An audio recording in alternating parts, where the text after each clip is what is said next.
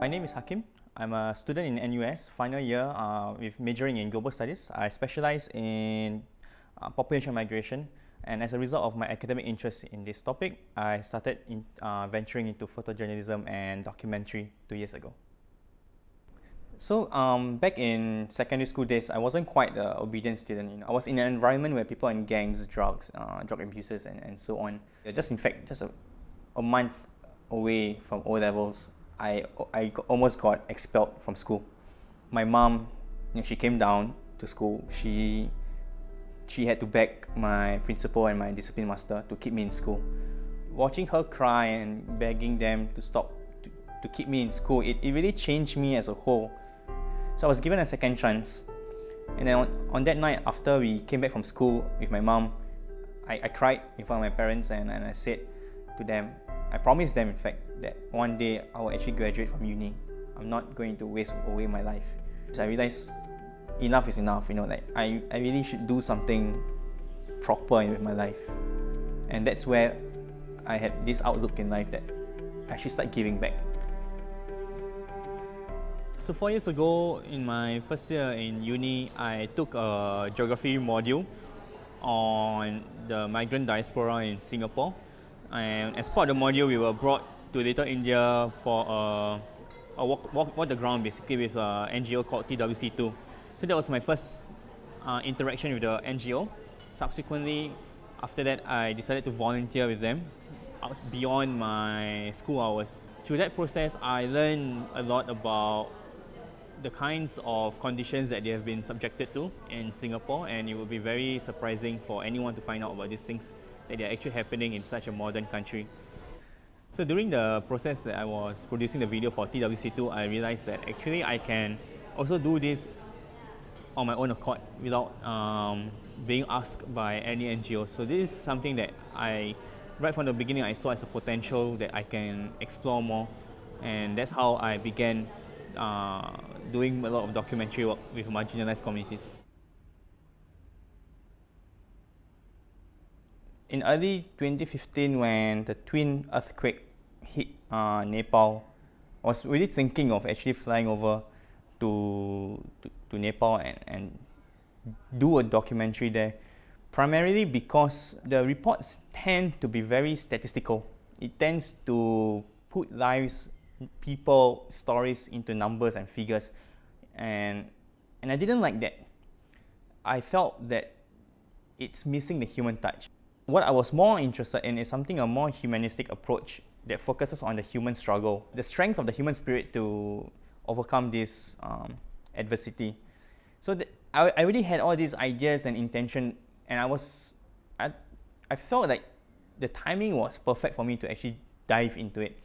But then I had a few friends who basically told me not to go because of my own safety. So I had a little bit of resistance in that portion, and it kind of slowed down the process.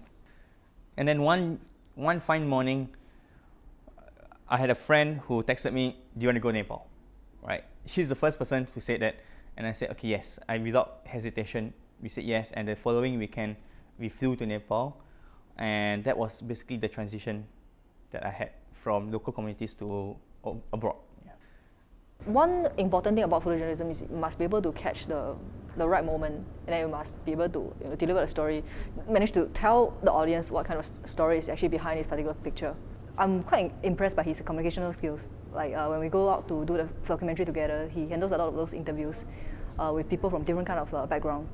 It's through that kind of process you realize he's interested in both like photography, creative production, on social issues. We kind of have the chemistry to work on some documentary film together. And then after that, I had been planning for this Nepal trip for quite some time already. And then after that, I asked him whether he wanted to go along together and say, hey, it's a good idea.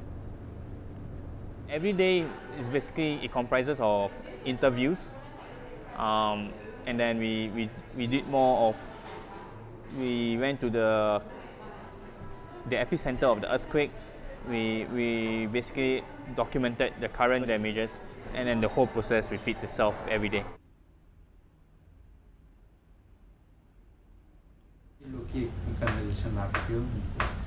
त्यही हो उहाँ बाहिर जानुभएको थियो बिहान अनि 11 बजेतिर मात्र घरमा आउनुभएको उहाँ पनि त्यो दिन नानी पनि मसँग आउँछ भनेर धेरै रोको नानीलाई पनि बोकेर आएको हो तल टोयलेटमा यसो छिनेको बुवाले बच्चा समातेर बाहिर जानुभयो एकचोटि मुख हेर्छ भने पनि फेरि बच्चा मसँगै आउला भनेर नहेरिकन पहिला नै जानु पर्दैन भन्नुभएको अनि नानु आउँछ भनेर छेकेर मुखै नहेरिकन गयो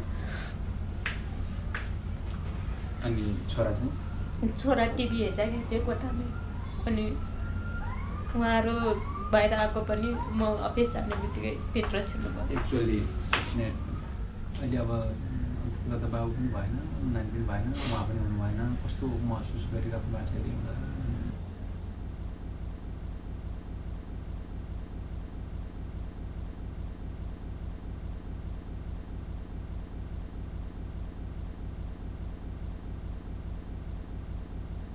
When I asked her, how does it feel like being the only survivor in the family and what are your hopes for the future now? She stopped crying. She was sobbing all along, then suddenly she stopped crying, and it was such an intense moment that silence was much stronger than the tears. Coming from Singapore, where we are very sheltered from any kinds of crises or disasters, we don't know the value of loss. We don't know the value of having our family members around us. We don't know the value of something being taken away from us forcibly and having to live through that experience. I learned to appreciate all these small things in life much greater. Having a house, having a family, having a safe country to live in. By being of service to people of marginalized community and telling the stories on their behalf, I realized that I also learn things on my own. I also develop myself. It's not so much of me serving them, but their experiences also taught me so many things. So that was when I decided that this is actually something that I want to do for a lifetime. After the first trip to Nepal, at that moment I seemed not to be able to move on. Like I feel like the story is incomplete. People over there sees us as a beacon of hope, someone to bring in help to them, right? So we decided that, okay, this is something that we can use a documentary, we can use what we have covered, the material that we have, to raise funds. So for the first trip to Nepal, I managed to raise, if I'm not wrong, $1,000 over US, purchase as many winter blankets for entire village.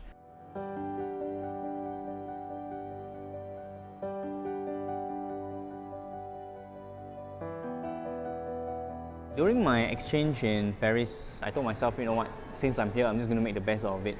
I spent a lot of my time documenting the ongoing social issues that existing in Paris. So one of the things that I was documenting was the ongoing protests in Paris at the time, because everything was happening so quickly. And what happened was, I made a mistake of standing on the wrong side. The police were cornered and they were being targeted heavily. So the moment I put on the camera, I realized that I was on the wrong side and it was too late. Right, 1 second later, a rock just hit my head from somewhere, and it knocked me off the ground, and I lost conscious for 1 or 2 seconds, and I woke up, feeling something dripping down my face, and there was blood. And the next thing I knew, other photographers and journalists, they just grabbed me from under my arm and just pulled me out, and that was one of a life-shaking moment for me. At the same time, the refugee crisis was concurrently happening in all around Europe, and I knew that the moment my semester ended and I have that 1 month break before I head back home, I wanted to use that 1 month entirely in Greece to find out more about this issue. So when I was in Greece, I had the opportunity to work on a story, an article about seeing the world from the perspective of a refugee child. So as part of the project, we had to spend a lot of time basically just following the child from morning to evening, and basically just being there with them, right? So we also grew much closer as a result of the time spent together with the family. So there were the 3 kids. There's a the eldest is 13-year-old, second eldest, a boy, is also 7 years old, and the little girl is 3 years old. So they were very adorable, and seeing children living in such conditions, it reminded me of my own nephews and family at home, and I felt very sorry, and I felt very helpless. On our last day, I was at the car park with the eldest, Ismail, and I told him that, okay, today is my last day, and I'm not coming back tomorrow. I'm going back home tomorrow, you know. And he paused. He looked at me in disbelief, and after that he just ran up to me. He's a very short kid, you know. And then he ran up to me and he reached out for my neck and he kissed me. I think in line with their culture, when you're bidding goodbye to someone, you kiss their cheeks 3 times. So that's what he did to me, but more than 3 times. He just continuously kissed me and on my cheek, telling me not to leave, telling me to stay longer, you know. And he was very upset, and that was a very difficult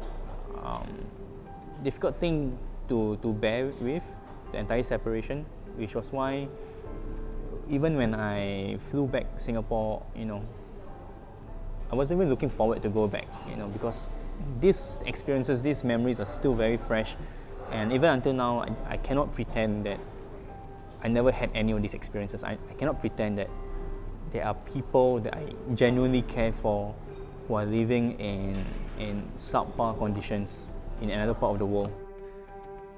All of us, we have an obligation, we have a moral duty to use what we have to try to equalize the opportunities for other people. And that is something that I strongly believe personally as well. So that's how I relate to any marginalized communities. When I see them, especially in Greece, for instance, or in Nepal, I work with them, I get involved with the stories emotionally and so on. But at the end of the day, I have a plane ticket to go back home. I have a nice apartment to go back home. And these are all privileges, and it's something that is constantly haunting me everywhere I go, that I have all these privileges while these people do not have. So what can I do? I think I need to do more to balance out the privileges that I have. So that's how I see my relationship as a whole with the marginalized communities. Hakim always like to post his thoughts and his stories on Facebook, and then in the past 1 year, like after we finished the Nepal project, and then after that he went to Paris and Greece, you realize I think his skills has been consistently improving, because as in you can see more emotions in the kind of photos he's taken.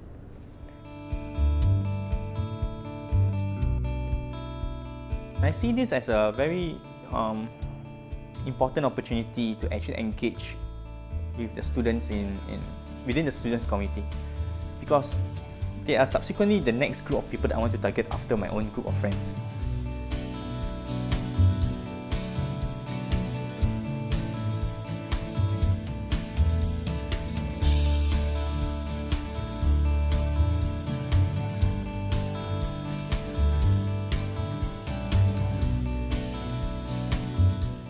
I feel relieved that it's finally out here.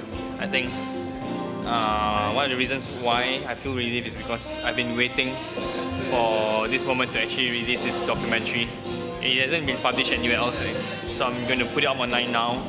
And also it's an important opportunity for my friends to come and take a look as well on what I've done. I hope that people who go through my work, they will get a better understanding of what's happening in Europe, and as well as the severity of what's the crisis, and not just treat this as something that is happening far away from us. You know, this is something that's very relevant, and I hope they can see that. Yeah. After 2 years, I'm happy to see that there are a few people who have come forward and said, "Look, I want to do this as well. Can you share with me some tips on it?"